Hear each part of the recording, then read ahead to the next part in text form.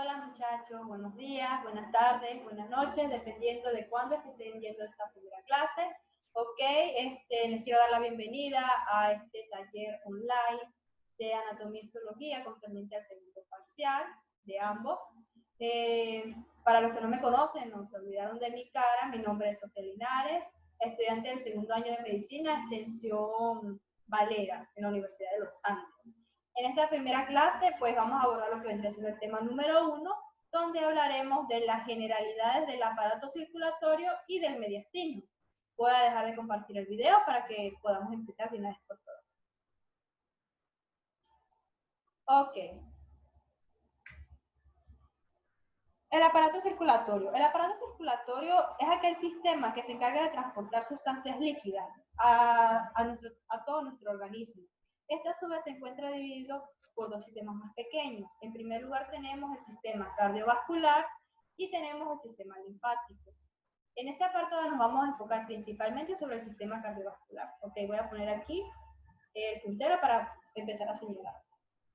Dentro del sistema cardiovascular, este está compuesto por un órgano central, que es el corazón, que es la principal bomba, pero no la bomba que explota, sino aquella bomba que impulsa, que va a impulsar la sangre. ¿Y cómo va a hacer esto? Bueno, por una serie de conductos membranosos que vamos a conocer como los vasos sanguíneos. Estos vasos sanguíneos pueden ser de tres tipos. Tenemos las arterias, que son las que emergen directamente del corazón, y a medida que se van ramificando, van disminuyendo su calibre. Por lo tanto, tenemos arterias de gran calibre, que son las más cercanas al corazón, arterias de mediano calibre, ya se van alejando, son las arterias de las extremidades, y las arteriolas, que son las arterias finales de distribución, donde posteriormente van a pasar a continuarse con los capilares. Aquí es donde ocurre el intercambio gaseoso y el intercambio de los nutrientes. Posteriormente que ocurre esto, la sangre tiene que retornar hacia nuestro corazón. ¿Por dónde lo hace? Bueno, por una serie de conductos que conocemos como las venas, entre las cuales tenemos las vénulas postcapilares, que son las que van después de los capilares, por eso el post, son de pequeño calibre, y a medida que van prolongando, se van aumentando de tamaño, por lo tanto tenemos venas de pequeño, mediano y gran calibre. Las de gran calibre son las que desembocan directamente en el corazón. Por otra parte, tenemos el sistema linfático. El sistema linfático también es una serie de conductos, pero que transforman una sustancia diferente a la sangre, que vendría siendo el quilo y la linfa. Pero esto hablaremos más profundamente en posteriores clases, que ya es un tema que solamente para ello. Ok, antes que nada tenemos que establecer cuáles son las funciones de este aparato circulatorio, tanto el linfático como el de cardiovascular. En primer lugar, contiene la sangre y la linfa, sustancias líquidas, las cuales son impulsadas por todo nuestro cuerpo. Contribuyen a mantener la homeostasis de la temperatura corporal, es decir, diciéndolo folclóricamente, nos mantiene tibios. Por eso las personas cuando fallecen, que la sangre deja de circular, se ponen frías. También en la homeostasis de ciertos iones y de ciertas sustancias, pero eso ya es más que todo fisiológico, contribuye a mantener un pH normal de 7.35 a 7.45. También en el transporte de hormonas. ¿Cómo ocurre esto? Bueno, tendríamos que hay ciertas glándulas que secretan sustancias para que ejerzan ciertas funciones en órganos que son diferentes a la misma, que los producen, como es el caso de la hipófisis o la pituitaria, por ponerles un ejemplo, que produce la LH o la FSH, en el caso del ciclo ovárico de la mujer. ¿Qué pasa? Que esta hormona tiene que viajar desde la hipófisis, que se encuentra arriba en la cabeza de la persona, hasta la parte casi que inferior del cuerpo, donde están los ovarios. ¿Cómo hace esto? ¿Qué trayecto sigue? Bueno, lo hace por medio de la sangre. La sangre se encarga de transportar esta hormona, que es la LH, desde la hipófisis hasta los ovarios, o sea, hasta sus órganos dianas o órganos blancos, también se les denomina. También contribuye a lo que es la nutrición de todos los tejidos, como les decía anteriormente. Las células son organismos vivos, por lo tanto necesitan comer y necesitan para obtener energía. ¿Y por dónde lo obtienen esto? Bueno, los nutrientes le llegan por servicio de delivery por medio de la sangre, a domicilio prácticamente. También contribuyen al aporte de oxígeno y la eliminación del dióxido de carbono, porque las células necesitan producir energía y eso lo hacen por medio del oxígeno. Pero también tienen sus desechos de productos como nosotros, que bueno, defecamos y orinamos, pero en el caso de las células es el dióxido de carbono. En síntesis, el aparato circulatorio Sirve como medio de transporte para ciertas sustancias, también productos de desechos y para el aporte de oxígeno. Ok, ya hablando de las funciones del aparato circulatorio, vamos a empezar a hablar ya específicamente del sistema cardiovascular. Decíamos que estaba compuesto por el corazón y los vasos sanguíneos. Ok, comencemos con el principal órgano, que es el órgano impulsor de la sangre, es el que controla y el que maneja todo este sistema de conducto. En cuanto a las generalidades del mismo, tenemos que el corazón se encuentra ubicado en un espacio. Voy a poner aquí un poquito la pluma para que empecemos. ¿Cuál es la orientación del corazón? Bueno, decimos que el corazón en primer lugar tiene la forma de una pirámide o de un cono que se encuentra caído o recostado en una de sus caras. Eso lo vamos a ver más adelante cuando veamos en configuración externa del corazón. Pero confórmense con saber que reposa en una de sus caras. Pero ¿qué pasa? Que este no se encuentra netamente vertical ni netamente horizontal, sino se encuentra como en un plano oblicuo. No está derechito, sino inclinado, diciéndolo folclóricamente. El corazón a grandes rasgos presenta una base que es posterior, situado posterior hacia arriba y a la derecha, en este punto que ustedes ven aquí, y un vértice que se dirige hacia abajo, a la izquierda y hacia adelante. Aquí tenemos el vértice y aquí tenemos la base. Y el plano oblicuo. Por lo tanto, la base y el vértice son opuestos entre sí. También decíamos que por la misma situación de que se encuentra en posición oblicua, no está ni en el plano vertical ni en el plano horizontal, establece un ángulo de inclinación con respecto al plano horizontal de aproximadamente unos 40 grados centígrados, o sea, el intermedio entre ambos. 40 grados centígrados. Aquí lo tenemos aquí. Otra de las características generales del corazón es que está compuesto por 3 tipos de capas. La más interna se le conoce como endocardio, una intermedia que es la más prominente y corresponde a la capa muscular, que es el miocardio, y una más externa que recubre el miocardio, que corresponde al epicardio. Estas son más que todo cosas que se ven en histología y lo verán más adelante con Sara. Otra cosa muy importante es que el corazón es un órgano que es hueco, porque va a alojar la sangre, por supuesto. Pero dentro del corazón, esta cavidad no es una sola cavidad, sino está compuesta por 4 cavidades, se subdivide en 4 cavidades. Tenemos 2 cavidades superiores, por así decirlo, que son las aurículas, o los atrios, uno derecho y otro izquierdo, y inferiormente a estos atrios tenemos los ventrículos, uno derecho y otro izquierdo. Estos atrios con estos ventrículos se encuentran comunicados entre sí, por lo que vendría siendo los agujeros aurículo-ventriculares. En estos agujeros aurículo-ventriculares se encuentran insertados lo que vendría siendo las válvulas auriculoventriculares, tanto izquierda como derecha. También presenta 2 orificios arteriales para el tronco pulmonar y el tronco de la aorta y la desembocadura de los grandes vasos.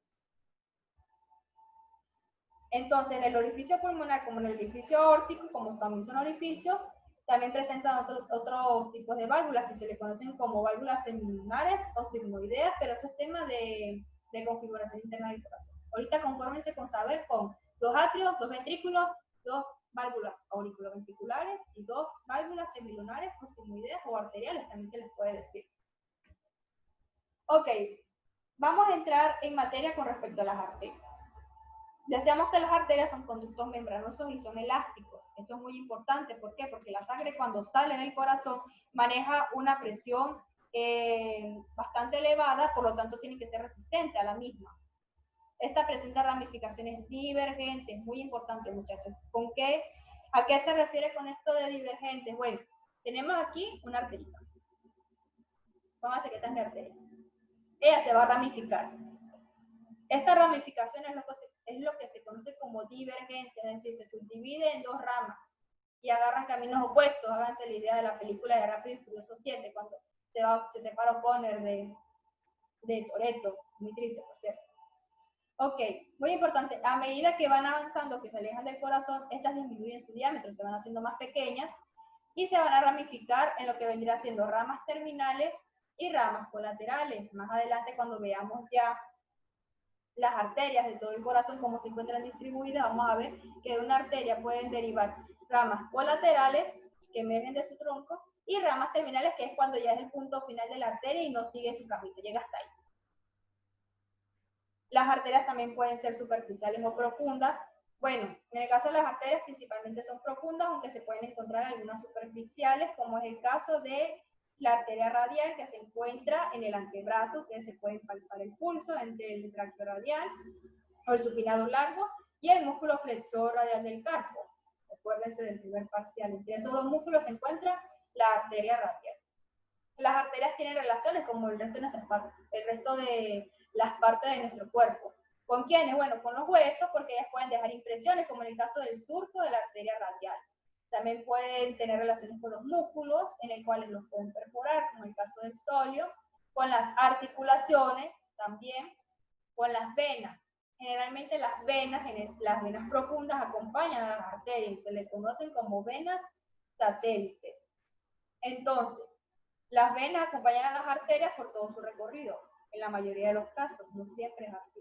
Y también con los nervios, cuando están las arterias, los venos y los nervios, se les conoce, forman lo que vendría siendo el paquete básculo nervioso o BAM. Ahí, que es vena, arteria y nervio.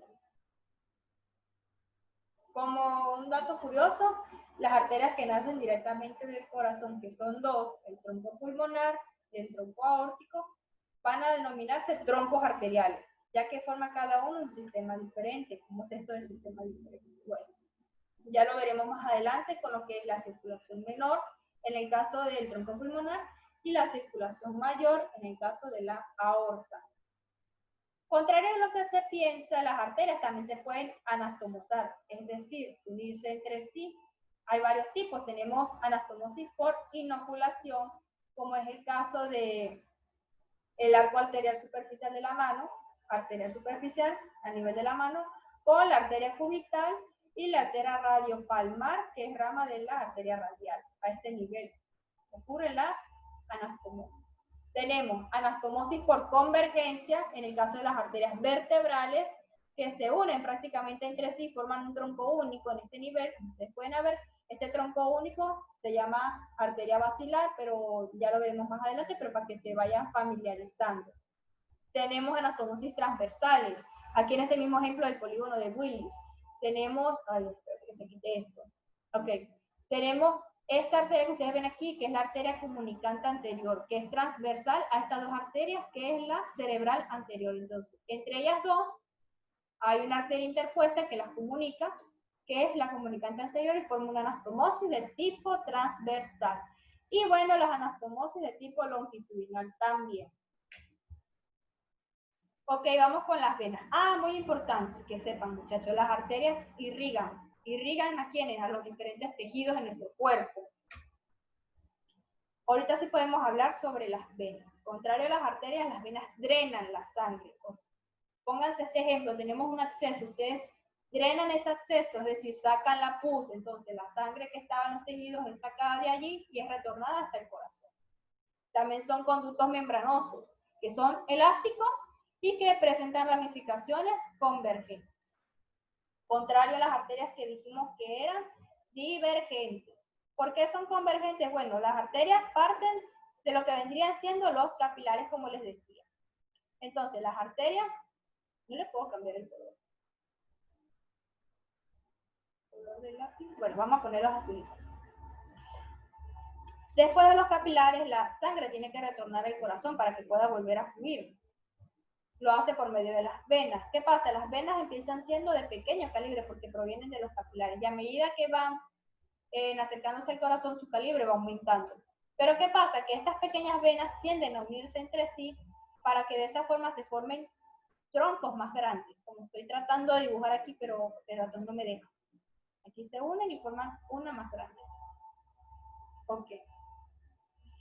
Es muy importante saber que existen tres sistemas venosos: el sistema venoso pulmonar, el sistema venoso sistémico y el sistema venoso porta abdominal, que es un sistema venoso especial que vamos a ver más adelante. Las venas, a diferencia de las arterias, la sangre que circula en su interior no tiene un gradiente de presión elevado. Por lo tanto, necesita como que una especie de ayuda extra para que la sangre que está retornando hacia el corazón no tienda a devolverse, sino que vaya en una sola dirección. ¿Cómo logra esto? Bueno, ella se ayuda por medio de las válvulas, que son prolongaciones epiteliales del endotelio en el interior, que cuando la sangre trata de devolverse, bueno, ellas se cierran e impide el flujo retrógrado de la sangre. Las válvulas de estas venas se encuentran principalmente en los miembros inferiores. ¿Por qué en los miembros superiores o en la parte superior del cuerpo, mejor dicho, no se encuentra? Bueno, porque ustedes saben que si el corazón está en la parte media y de la cabeza hacia el corazón, la dirección es hacia abajo, sabemos que la gravedad actúa en dirección hacia el suelo, ¿verdad? Entonces la gravedad ayuda a que la sangre vaya en la misma dirección. Mientras que si estamos en los miembros inferiores, la sangre tiene que subir, por decirlo de alguna forma, hacia el corazón. Y como la gravedad empuja los cuerpos hacia abajo, entonces como que contrario, choca la cuestión ahí.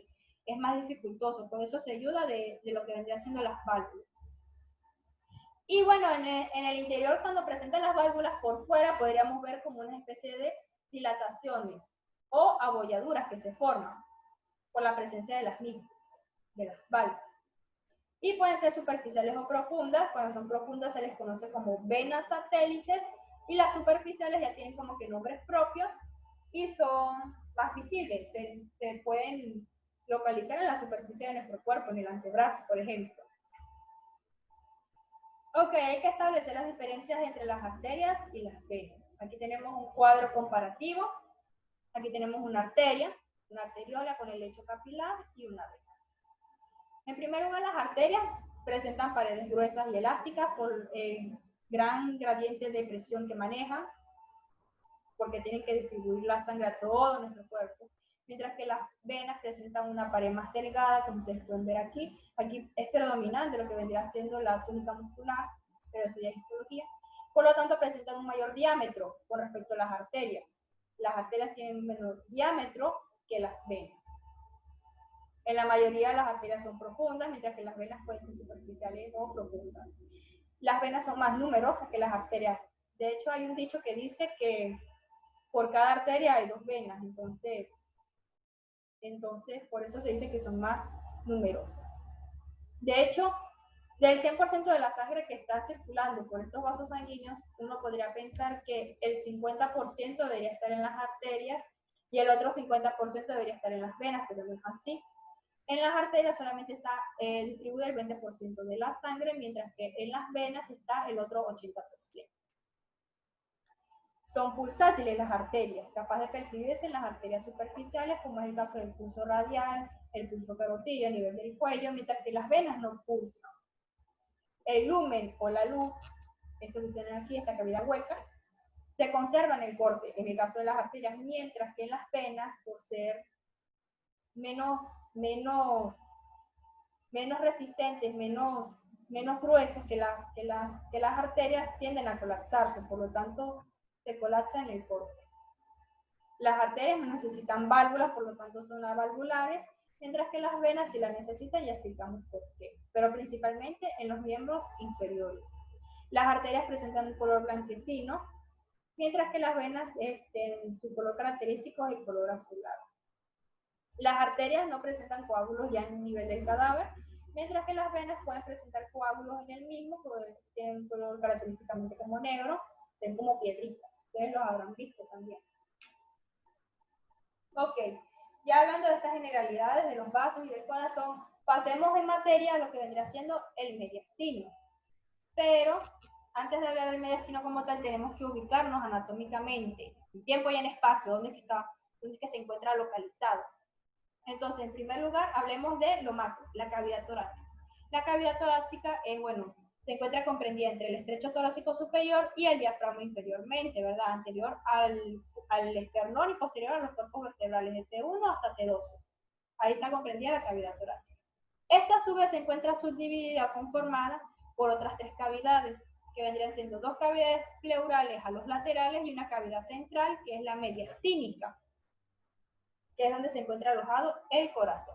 En este dibujo podemos ver lo que vendría siendo la caja torácica, pero en una vista derecha vemos solamente la cavidad pleural izquierda.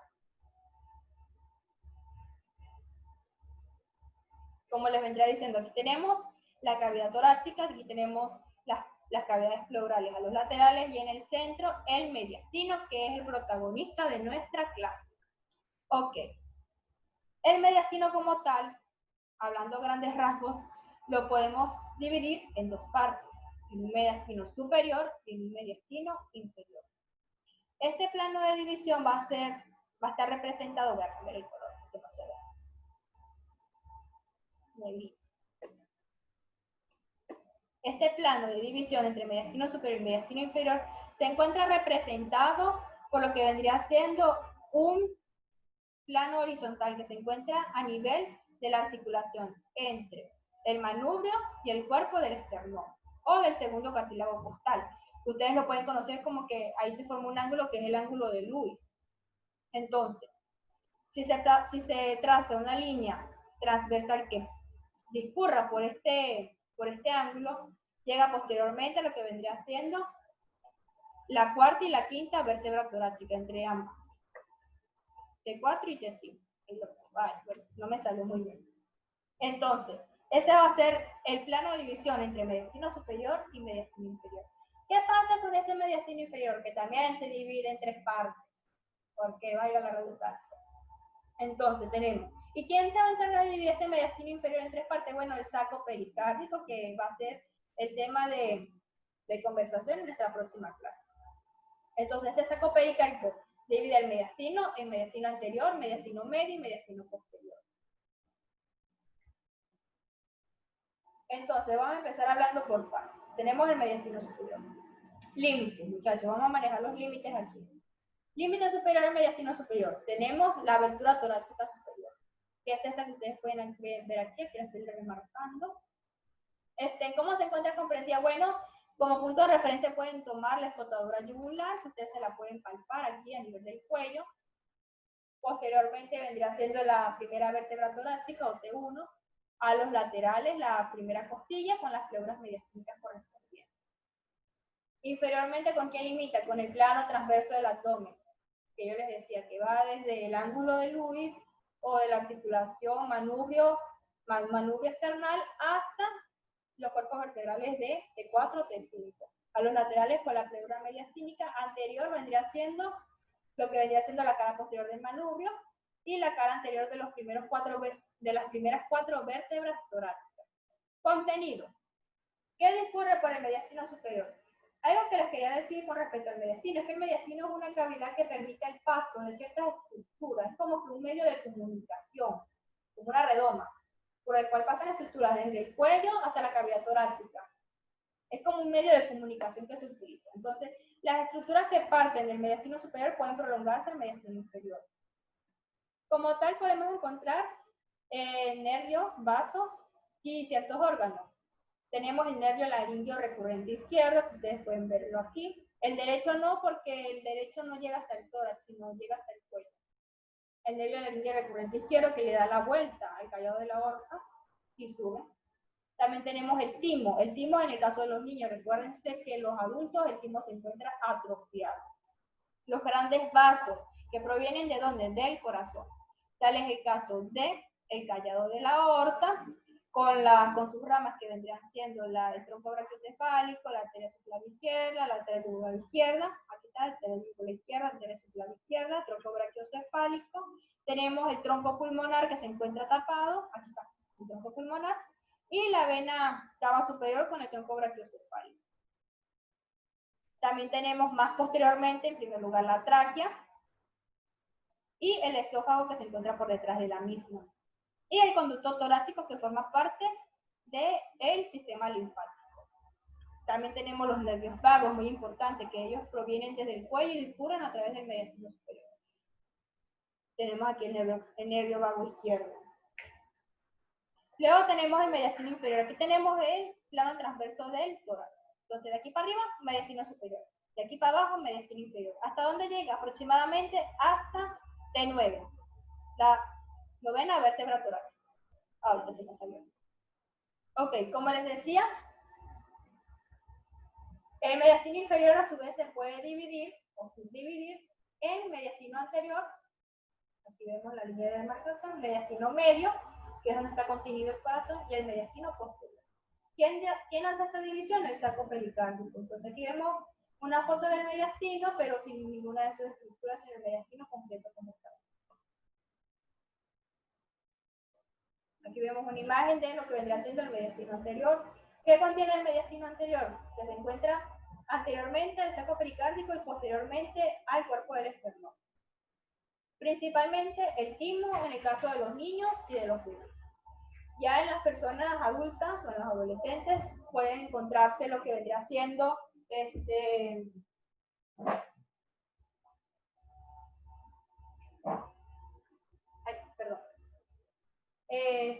tejido adiposo, pequeños vasos, algunos nervios, pero no hay ninguna estructura que sea realmente importante que se encuentre en esta cavidad.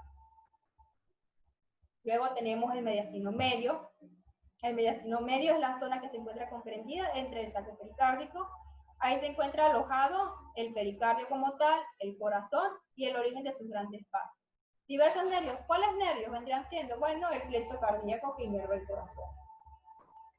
Está cubierto a los laterales por la pleura mediastínica del pulmón y contiene las vísceras exceptuando los pulmones. En cuanto al mediastino posterior, se encuentra posterior al saco pericárdico, como les vendría diciendo aquí. Aquí se ve, posterior al mismo. Posterior al saco pericárdico, anterior a las vértebras torácicas de T4 hasta T9. A los laterales, la misma pleura mediastínica, esos son los límites del mismo, ustedes mismos los pueden sacar. ¿Qué estructuras discurren por ahí? Bueno, en primer lugar tenemos que se ve a grandes rasgos, vendría siendo la aorta descendente, que en este punto se le conoce como aorta torácica. Esta y esta. También tenemos el esófago, que aquí se encuentra tapado por la aorta de este nivel, el esófago, con su plexo nervioso asociado. También tenemos el sistema de la vena ácido. El sistema de la vena ácido se ve del lado derecho, este que ustedes ven aquí, este es el sistema de la vena ácido. Sistema de la vena ácido, sistema de la vena ácido, para que ustedes vayan teniendo una relación. En el caso del lado izquierdo, que está lateral izquierda, tenemos el sistema de la vena hemiácido, esta que estoy señalando. El sistema de la vena ácido desemboca en la vena cava superior. También tenemos el conducto torácico que se encuentra del lado izquierdo, pertenece al sistema linfático. El conducto torácico que demarcado. Y los troncos simpáticos, que pueden ver aquí casi no se aprecia. Ok, vamos a establecer otras relaciones aprovechando esta imagen que ustedes pueden ver aquí. Ustedes ven y asocian. Del lado izquierdo también tenemos lo que vendrá siendo el tronco pulmonar, el tronco izquierdo, la bifurcación izquierda del tronco pulmonar o la arteria pulmonar izquierda, a este nivel y a este nivel. También tenemos el bronquio izquierdo, la bifurcación de la tráquea. También tenemos las venas pulmonares izquierdas, la inferior a este nivel y la superior a este nivel. También tenemos el nervio frénico que discurre por todo el saco pericárdico. Este es el corazón envuelto en su saco pericárdico. El nervio frénico de este lado, el nervio frénico de este lado. También tenemos el nervio vago, pero de este lado casi no se ve, posiblemente sea este que ustedes ven aquí. Y del lado derecho, ¿qué podemos encontrar? Bueno, también tenemos la arteria pulmonar derecha, los dos la bifurcación del bronquio derecho, él se divide en un bronquio superior y un bronquio inferior. Aquí los tenemos, bronquio superior, bronquio inferior. También tenemos las venas pulmonares derechas, tanto superior como inferior, superior e inferior. Y la desembocadura de la vena ácida. También tenemos el nervio frénico derecho, que discurre por el lado derecho del saco pericárdico. Aquí podemos ver una imagen en la cual se aprecia los límites y la anatomía de superficie de lo que vendría siendo el mediastino. Entonces, partimos que el mediastino va desde el estrecho torácico superior hasta el diafragma inferior. Eso es el mediastino completo. Y por delante vendrá siendo el tórax con los músculos transversos y los ligamentos externopericárdicos, que bueno, lo vamos a ver cuando veamos pericardio, y posteriormente con los cuerpos vertebrales de T1 hasta T9. Ahí se está comprendido el mediastino, y el mediastino forma parte de una cavidad más amplia, que es la cavidad torácica. Ok, Pero este mediastino lo podíamos subdividir en mediastino superior e inferior. ¿Por quiénes? Por el plano transverso del tórax, que pasa en el ángulo del esternón, a nivel del segundo cartílago costal. Posteriormente se prolonga hasta la cuarta y quinta vértebra torácica. En mediastino superior ya sabíamos qué estructuras pasan por ahí, esófago, tráquea, los grandes vasos, los nervios vagos, etc. En el mediastino inferior podíamos también dividirlo en 3 cavidades dependiendo del saco pericárdico. Anterior al saco pericárdico y posterior al esternón teníamos el mediastino anterior. Estructuras que pasan por ahí importantes, el timo en los niños. El mediastino medio, estructura que más importante que pase por ahí, el corazón, no se les vaya a olvidar. Y el inicio, el origen de los grandes vasos. Después tenemos el mediastino posterior, que está posterior al saco pericárdico. Estructuras importantes que pasen por ahí, la aorta torácica en primer lugar, el sistema de la vena ácigos y hemiácico, el conducto torácico, y también teníamos el esófago y los plexos simpáticos. También teníamos los nervios vagos, creo que ya los dije. Y bueno, inferiormente tenemos el diafragma. Aquí tenemos un cuadro resumen con las principales estructuras clasificadas en si son órganos, si son arterias, si son venas o si son nervios. Y bueno, aquí voy esponjando un besito porque está muy contento. Ok, relaciones, muchachos. Ubíquense en tiempo y espacio. Si ustedes saben el nombre de cada estructura, ya pueden saber. Háganse una imagen mental de dónde está situado el mediastino. Sabíamos que está en la parte media de la cavidad torácica. ¿Qué tenemos alrededor? Bueno, en primer lugar, a los laterales tenemos la pleura mediastínica de los pulmones, la pleura parietal de los pulmones, a los laterales. Entonces, aquí tenemos una vista lateral derecha de la cavidad, y aquí vemos el pericardio y el corazón. Aquí seccionamos y retiramos el pulmón como tal. ¿Qué otras relaciones tenemos? Bueno, aquí volvemos a tener la pleura mediastínica, la pleura pulmonar. Luego tenemos también la arteria carótida común, en este caso la arteria carótida común izquierda, señaladas en ambos lados. También tenemos la tráquea, está relacionada con la tráquea, con el nervio laringio recurrente que le da la vuelta, el callado de la aorta, pasa por debajo y sube otra vez. Tenemos el tronco venoso brachiocefálico y la vena cava superior. Ok. Hablemos un poco de las variaciones fisiológicas. Esto va a depender dependiendo de varias cosas. En primer lugar, tenemos según el tipo constitucional, cómo está constituido en este cuerpo. Las personas que sean de características pícnicas, o también conocidas como endomorfos, son aquellos cuyo plano transversal es mayor que el plano vertical. Es decir, tienen un tórax amplio y tienden a ser como que de una característica obesa. Tienen extremidades más cortas, mientras que los lectosomáticos son como que lo opuesto a los pícnicos, tienen un plano vertical más alargado y un plano horizontal más estrecho, más corto. Son más longíneos, son más delgados, mientras que los atléticos es el punto intermedio entre ambos. Entonces, ¿qué importancia tiene esto? Bueno, dependiendo de la longitud de los planos, pues la ubicación de las vísceras o de las estructuras va a variar. También va a depender de la fase respiratoria. ¿Por qué? Porque en el caso de la inspiración y la expiración, las cavidades pleurales se van a distendir, se van a retraer. Eso también influye mucho en ese aspecto. La fase de la cavidad cardíaca, ¿por qué? Porque cuando el corazón se contrae, que es el caso de la sístole, este tiende a rotar hacia adelante y hacia la izquierda, cambia su posición. Y en cuanto a la posición del individuo, si se encuentra en decúbito supino o si se encuentra en bipedestación. Porque esto es muy importante, porque cuando se encuentra en decúbito supino, las estructuras tienden a estar en un plano diferente a cuando uno se encuentra de pie. ¿Por qué?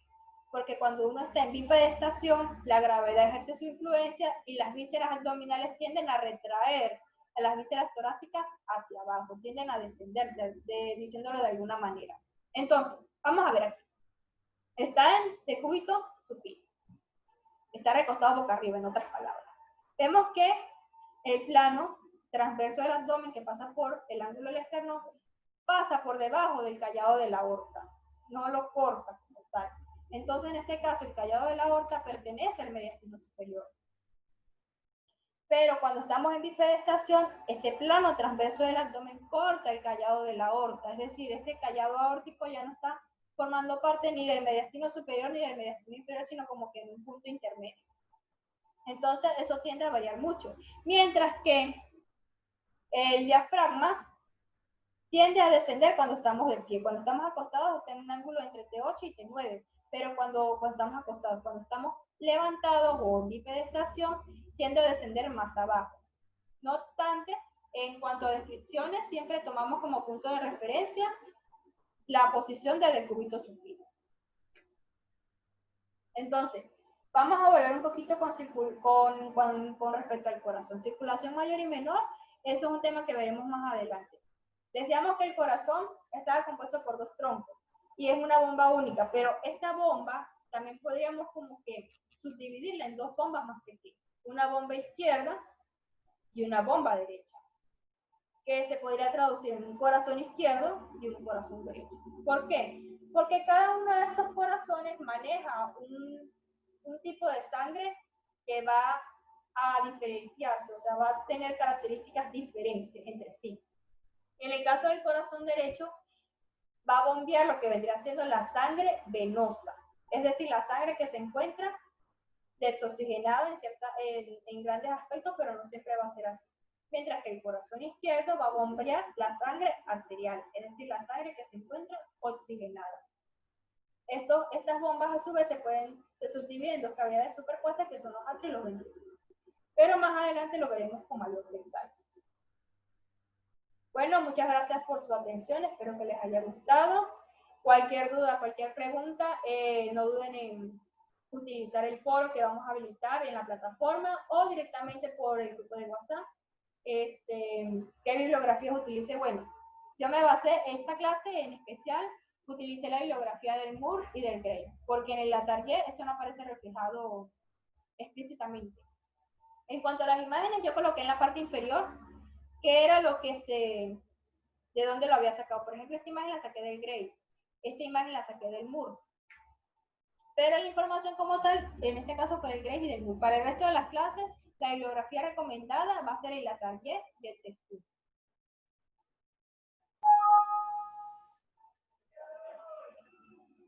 Bueno, hasta la siguiente clase.